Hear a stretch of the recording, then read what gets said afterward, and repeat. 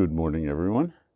I am actually filming this very close to Campbell Hall. So if you walk straight that way, about, I don't know, 300 or 400 yards, you will come to Campbell Hall.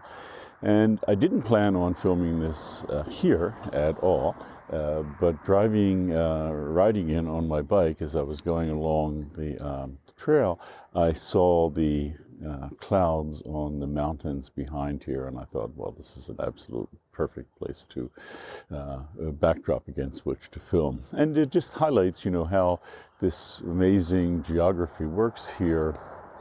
You may know there are mountains back there. It drops down into a little level area and then to the ocean, and then the mountains pop up again, and those are, of course, the Channel Islands, Santa Cruz being the big one across there. So it's just that we have this little flat area that allows us to be living and working here in Santa Barbara, Goleta, Montecito, and so forth. If you go up north, what happens is that there's not that flat area. The mountains sort of go straight down toward the ocean. Same if you go south on the way to Ventura. So if you ever wondered why people don't live there, well, it's sort of unstable to build on those mountains. So anyhow, I thought it was just striking the way the clouds are just sort of sitting there. So, the documentary for this week. Well, first off, as you may have noticed, I've mixed up the films in the class. So it's actually not a documentary this week. In fact, this will be the third fiction films for the class.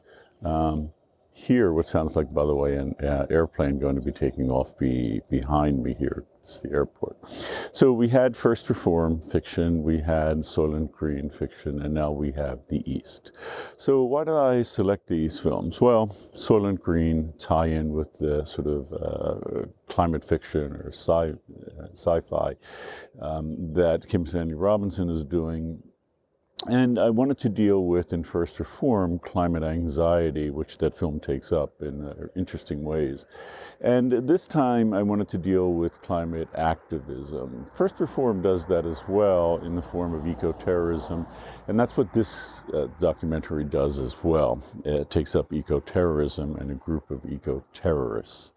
And it also, in a way, though, is providing a general view of environmental activists. And we got that in First Reform, too. If you remember, there was this sort of nebulous group of people up north that the guy had gotten involved with, and they sort of, the implication is, radicalized him.